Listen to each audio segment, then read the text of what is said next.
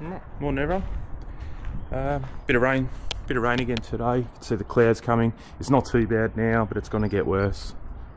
Typical Perth. It's cool during the day, and then it starts coming through in the afternoon, evening. Rains overnight. Doesn't rain during the day. So all good. But anyway, project at hand today is I'm going to make some extender. This one's okay. I think this one's okay. Yeah, that one's okay. The gutter comes under. The problem I got is around the side here. Here it is. So what we got is, you can see it's rained overnight. Dry down there, no worries. This one I've done what I've needed to. I've put that little bit of rubber, like a bit of a bill on it, just to get it into that gutter. With these ones, these ones I actually put these little extra bits on it, thinking it would be better. This one's okay, but this one splashes, and when it really rains, it wets all the way out here, and I want to stop that. And I think all it is the rain comes out of here so fast, it's hitting this and then splashing up. So what I want to do is mark that where it is now. Just get some text up. Mark that, drill that pop rivet out, take this off, take this off, take it to the shed, drill it out, and I'm gonna if I don't have pipe, I'll use a bit of rubber or something, and just extend it so it actually goes past this and in as far down as it can. It doesn't collect water, so it doesn't like water doesn't pull here to go into that grate. That is purely there for that downpipe. So yeah, I've got to get it under that lid there, that grated lid. And yeah, it'll fix that problem. I'm going to do it on both, because this one does it when it really rains, and this one does it almost all the time unless it's a very light drizzle. So yeah, the less water I can have in this corner, the better. So we'll do the same thing to both of them, and that'll fix it. It's probably, I mean, it's ultra hard, you can't tell on camera, but when this does flood, I cleaned all this limestone the other day with the high pressure hose. A lot of water came down, and it's like a bit of a canoe. It kind of runs, well, the deepest, I think it's settled over the 12 years that we've been here, and about where the dog is now is the lowest point, not by much, but a little bit. So the water doesn't actually run back this way. It runs from the house to the middle, and from there to the middle, like a bit of a V. So if it gets really bad, it goes here and then does go into here. So that's why I needed to keep this as a grate. Same with that one. If it's really going to get bad, rather than go into the garage, it's going to go into these two things. So they're definitely staying as a grate because of what's happened here. And then you can see I've got another drain there, and I've got another drain there. That's only for the hot water to drain out, but if needed it can drain in there. And then I've made these two, there's one there and one up the back there. So I think I did all the drainage here when we moved in, so I'm pretty sure there's no soak wells here. It's just a pipe that connects underground from there to there, and then the pipe runs all the way up on this brick here, and that brick all the way through. And then this one tees into it. There's another one at the back of the aircon that tees into it. It goes into this main pipe here, keeps running under the ground, probably about half a metre into there, and then into the shed. And then underneath this little shed here is two big concrete soak wells. So, and that's where the pipe is, directly under there, because we were getting flooding just after we moved in. So I took a brick out, drilled down, hit the pipe, and then put another pipe to drain it, and that works really well now. Don't get any standing water. So yeah, the only drama is at the end there. So yeah, let's fix that.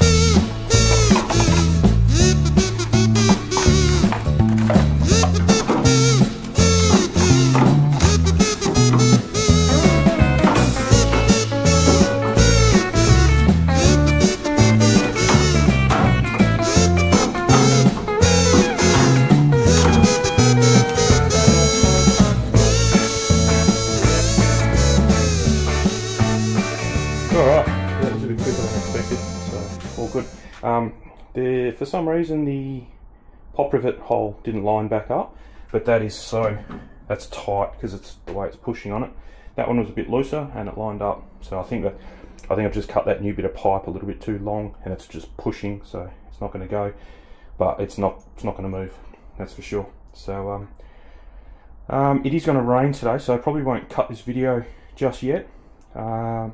If you go back a couple videos, probably when I was doing the shelf in the garage, I think I did come out here and you'll see the big, it's not a puddle, it's just a wet mark. Nothing serious, but that should fix it now. So yeah, I'll keep this video going, and when we get some heavy rain that would have normally splashed everywhere here and not filled this up, but you know, wet everywhere, I'll come out and hopefully we see dry brick paving, but we'll see how we go. Okay, it's probably about 4 o'clock or so. You can see that it's raining fairly heavy. I don't know if it's going to get any more heavier than that, but see a bit of rain coming down, and we'll go and check them out. And I can't see any splashing, so we're good. You can hear it. It's working lovely. So that's really good.